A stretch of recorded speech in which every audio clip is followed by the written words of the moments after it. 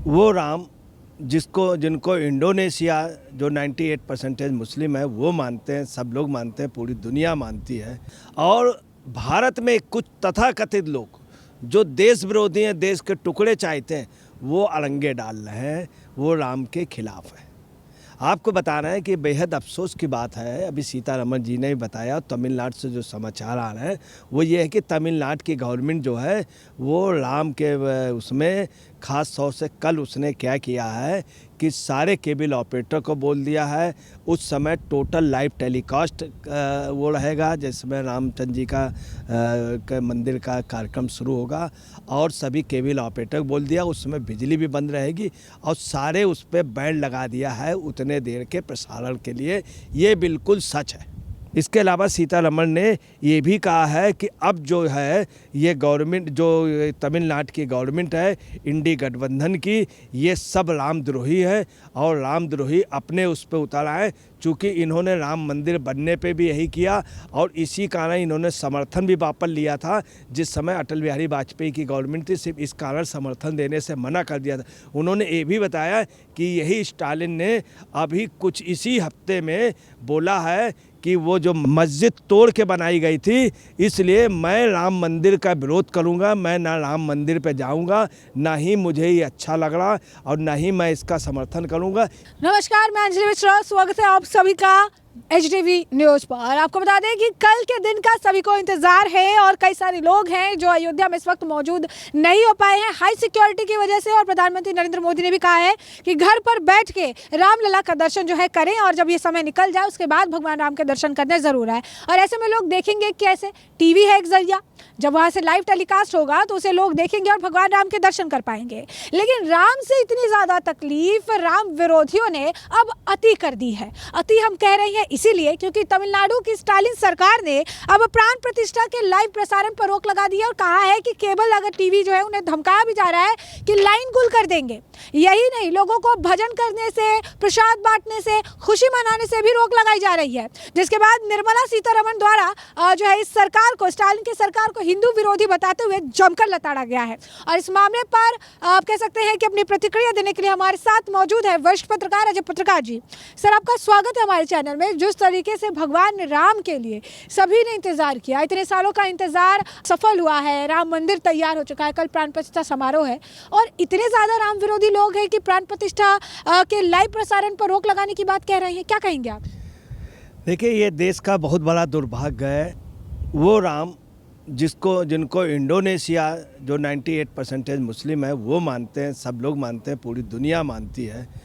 संयुक्त राष्ट्र संघ में भी राम का अस्तित्व को माना गया, अंतर्राष्ट्रीय न्यायालय पे, इंटरनेशनल कोर्ट पे भी राम के अस्तित्व को माना गया। और भारत में कुछ तथाकथित लोग जो देश विरोधी हैं, देश के टुकड़े चाहते हैं, वो अड़ंगे डाल रहे हैं, वो राम के खिलाफ है। आपको बता रहे हैं कि बेहद अफसोस की बात है, अभी सीतारमण जी ने भी बताया, तमिलनाडु से जो समाचार आ रहे हैं वो ये है कि तमिलनाडु की गवर्नमेंट जो है वो राम के उसमें ख़ास तौर से कल उसने क्या किया है कि सारे केबल ऑपरेटर को बोल दिया है उस समय टोटल लाइव टेलीकास्ट वो रहेगा जिसमें रामचंद्र जी का मंदिर का कार्यक्रम शुरू होगा और सभी केबल ऑपरेटर को बोल दिया उस समय बिजली भी बंद रहेगी और सारे उस पर बैन लगा दिया है उतने देर के प्रसारण के लिए। ये बिल्कुल सच है, बिल्कुल सच। और मंदिरों पे भी कह दिया गया कोई आयोजन ना हो। DMK के गुंडे सब जगह घूम रहे हैं, वो कह रहे हैं कि तंबू फाड़ डालेंगे, कार्यक्रम वो कर देंगे, कहीं कुछ भी किया। स्पष्ट उन्होंने पंडालों को फाड़ देने के लिए कहा है। अब आपको बताना है कि वहाँ पर राम मंदिर जो हैं काफ़ी बड़े बड़े हैं, राम सेतु पुल है और ये DMK गवर्नमेंट का और जो केंद्र में पहले सरकार थी कांग्रेस की, इन लोगों ने मिल के बहुत नुकसान किया था। वो लोग राम के अस्तित्व को मानते नहीं थे। आपको बताना है भगवान राम वहाँ पर गए थे, राम सेतु बंधु रामेश्वर में उन्होंने पूजा की थी जिसके एविडेंस बाकायदे हैं, पूरी दुनिया वहाँ जाती है।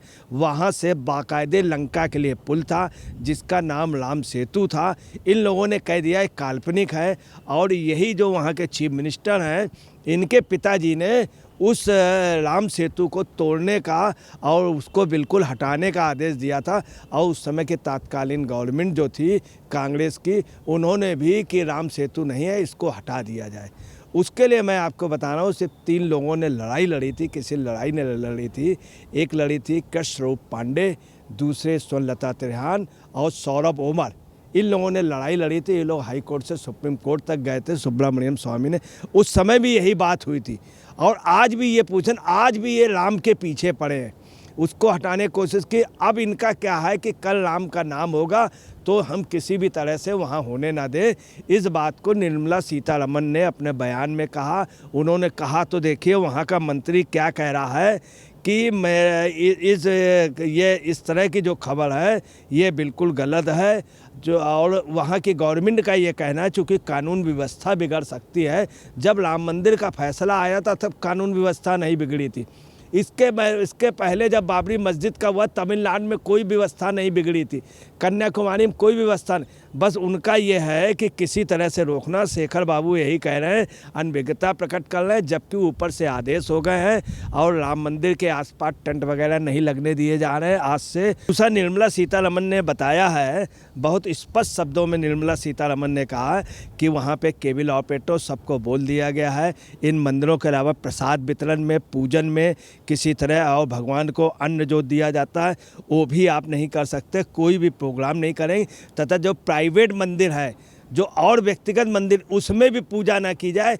वहाँ के लोकल पुलिस को बोल दिया गया है। लोकल पुलिस सक्रिय हो गई। उन्होंने कह दिया कि कोई कार्यक्रम ना करें, फ़ायदा नहीं है कि आपका टेंट सब बाहर कर दिया जाए। कोई पूजन, कोई भी सार्वजनिक रूप में वहाँ पे बिल्कुल मनाही हो गई। और चूँकि सरकार उतरवाई है, पुलिस ने अपने अपने क्षेत्रों में जा कर के बाकायदे वार्निंग दे दी है और लोग दहशत में हैं, लोग डर पे हैं। उसके बावजूद भी आपको बताना है कि राम मंदिर के प्रति वहाँ पे लोगों की ज़बरदस्त अकीदत है। मैं आपको बता दूँ, इनके वहाँ जो सीतारमण जी ने, इसीलिए सीतारमण जी ने स्पेशली कहा, उस पे शेखर बाबू ने जो बयान दिया वो झूठ बोल गए शेखर बाबू, जबकि वहाँ पे प्रेजेंट रूम में ऐसा हो रहा है। इसके अलावा आपको बताना है 22 जनवरी पे वहाँ पर बिजली भी निश्चित तौर पे चली जाएगी। ये सरकार का पूरा वो है कि वो लोकल एरिया पे, जिन एरियो पे मंदिर होगा उस एरिया की बत्ती वो कर दी जाएगी, वहाँ से कट ऑफ कर दिया जाएगा, वहाँ के पिलर से या वहाँ के जो बिजली के सेंटर हैं उनसे कर दिया जाए। किसी तरह के कार्यक्रम, प्रसाद वितरण कतई भी नहीं करने दिया जाएगा। इसकी सरकार ने पूरी तय कर ली और यही बात सीतारमण जी ने कही। सीतारमण जी ने आड़े हाथों लिया। सीतारमण जी ने सबसे पहले इस पे बोला है, वहाँ के समाचार पत्रों में भी खबरें आई। इसके अलावा सीतारमण ने ये भी कहा है कि अब जो है ये गवर्नमेंट, जो तमिलनाडु की गवर्नमेंट है इंडी गठबंधन की, ये सब रामद्रोही है और रामद्रोही अपने उस पर उतारा है। चूँकि इन्होंने राम मंदिर बनने पे भी यही किया और इसी कारण इन्होंने समर्थन भी वापस लिया था। जिस समय अटल बिहारी वाजपेयी की गवर्नमेंट थी, सिर्फ इस कारण समर्थन देने से मना कर दिया था।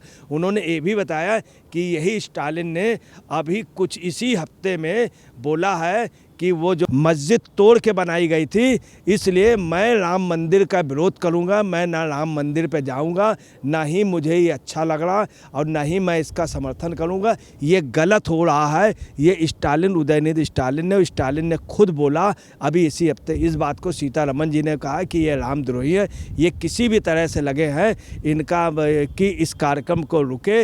इस कार्यक्रम पे की जो प्रतिष्ठा मिल रही है भगवान राम की वजह से, उत्तर से लेकर दक्षिण तक, कश्मीर से लेकर कन्याकुमारी तक और अटक से लेकर कटक तक सब लोग एक हुए हैं। इसके अलावा दुनिया के अन्य देशों में तो तमिलनाडु की गवर्नमेंट की हुकूमत हिल रही है।